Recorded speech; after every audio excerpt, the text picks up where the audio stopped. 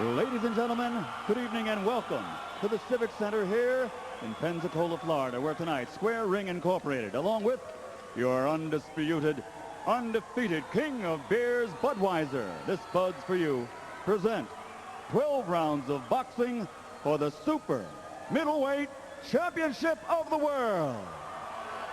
This bout is sanctioned by the International Boxing Federation, President Robert W. Lee, and the Florida State Boxing Commission, Chairman Dr. Jack Gugino, Vice Chairman Alvin Goodman, who will also supervise at ringside for the IBF, Commissioners Terry James, Eric Riley, and Alito Waldman, Executive Director Don Hazelton. The three judges scoring this bout on a 10-point must system will be Dave McCullough, Gary Merritt, and Bill Ray. And when the bell rings, the third man in the ring in charge of the action, Brian Gary. Now at this time, let's meet the fighters. Introducing first, in the blue corner, wearing red trimmed with gold and weighing 165 3/4 pounds. He comes into this ring tonight as a veteran of 44 professional bouts and has compiled a record of 37 victories against 6 defeats with 1 draw. 26 of those victories were over early by knockouts. Ladies and gentlemen, from Glassboro, New Jersey, introducing the challenger and #1 ranked super middleweight contender in the world, the punch-in postman, Tony Thornton.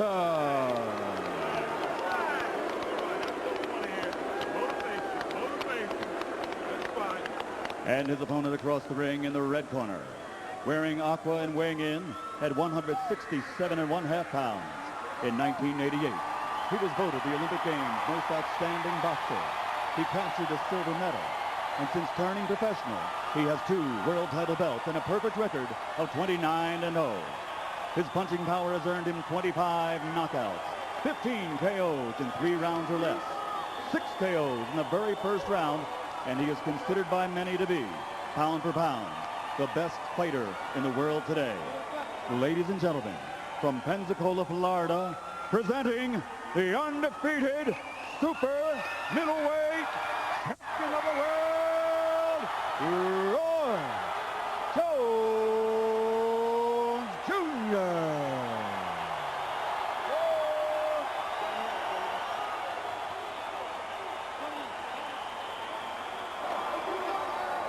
All right, Rody, go it. All right, gentlemen, I'll be the third man in the ring with you this evening in charge of this IBF World title bout at all times. Avoid the use of your head as a weapon. No rabbit punches, kidney blows, or low blows. If you score a knockdown, go to the neutral corner and don't come out till I signal. Protect yourself at all times. Shake hands. Come out boxing at the bell. And now, boxing fans, are you ready? Pensacola, Florida, are you ready? There's only one thing left to do. Ladies and gentlemen, let's get ready to rumble!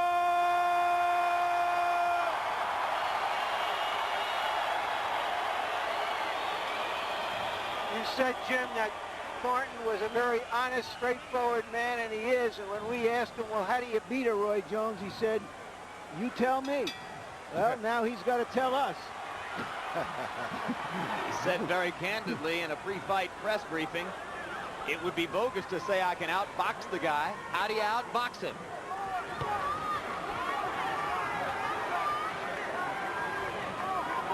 You were questioning yesterday, George Foreman, whether Tony Thornton would make the kind of commitment, take the kind of chance necessary to have a chance against a guy like Jones. When you're going to fight a Roy Jones, that kind of boxer, that kind of fighter, you got to risk it all. You can't even care about getting scratched, cut. You got to be determined. It may kill me, but I'm going to win this thing. Get it up. Keep it up. Has he made that kind of commitment? We'll see. And in the interview, it didn't seem like he made that kind of commitment at all. Your hands are clean. Roy Jones is in a strange situation here. He's expected to win, but you just can't do it dynamically against this kind of fight, this kind of fighter. You got to take your time.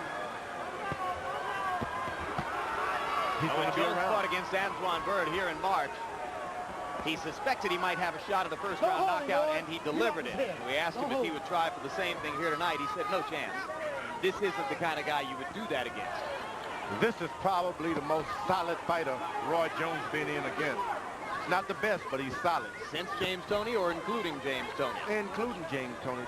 James Toney is a great fighter, a good fighter, but he goes outside sometimes the laws of boxing. This guy stays within the realms of good self-defense. If you're going to get him, it's because you're going to have to go to the body a lot, then come up to the head. You're not going to get him with one shot. Jones backing into the ropes twice here in the first round and giving Thornton a chance to dictate the action at close range. Jones has had a couple of those fluid combination throwing moments, but by and large, he's been sizing up Thornton, and Thornton has taken advantage of the opportunity to show off his solid technique. Hard left hook by Jones. Thornton protecting himself as Roy tries to come with another left hook. Thornton is very solid. You finish doing what you're going to do, then he gets right back on you with his constant, solid, hit now and then on the body, in the chest, on the arm. Thornton works very hard all year round as a solid, well-conditioned fighter. Jones, with those unorthodox, leaping, ducking, and diving moves, landing rights and lefts as the first round winds down. Jones turns around into a southpaw stance. I counted 6 big punches that Jones threw and missed on Thornton in the last 15 or 20 seconds. But Thornton didn't have any response. What he's trying to do is crowd him, keep him busy. And Jones stayed in the southpaw stance for the last 20 seconds of round 1. Bring your overhead punches down a little bit. Don't hit him on top of the head. Hard up there, man. In between that shoulder and his chin. All right. That's good. Way to work. Way to work.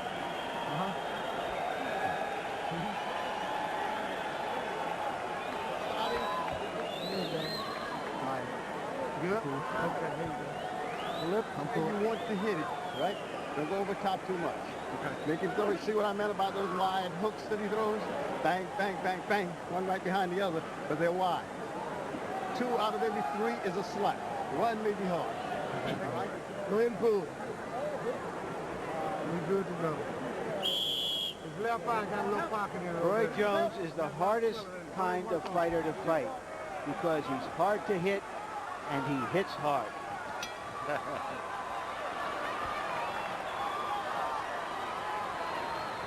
Round 2 begins. Jones comes out in his conventional stance, back to the usual routine, and throwing the jab, something he didn't do against Toney in his most noteworthy performance.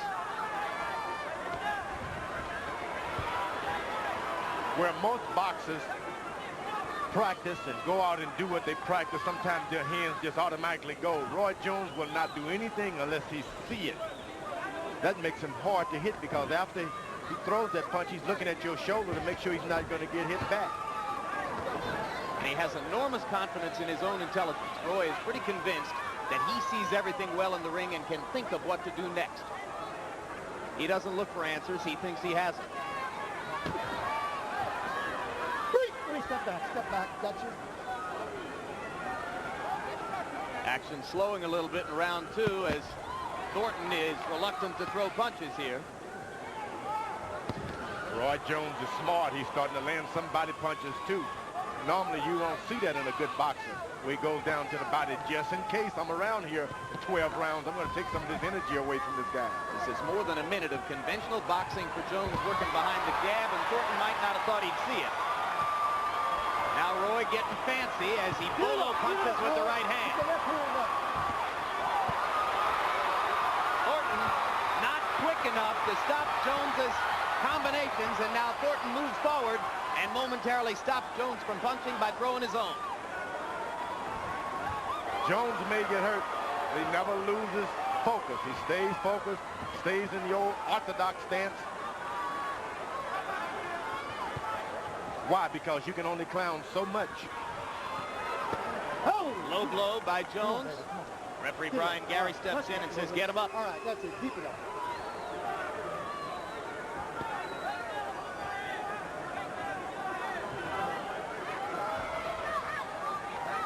Tony Thornton, according to punch stat numbers, has thrown 4 punches in the round. Now there are a couple of pawing lefts from Thornton. In his last fight against Vinny Pazienza, Roy Jones pitched a shutout in the 4th round, when for the first time in punch stat number history, Pazienza didn't land a punch in an entire round. It had never happened before. Thornton was able to land one jab. Now, to the outside observer, that means nothing. But, hey, he had not been able to land one jab all night. Now he's got one in. Next time you get 2 in, and you're getting closer and closer to reaching Roy Jones. You got to climb a mountain one hand at a time. That's it. One punch at a time.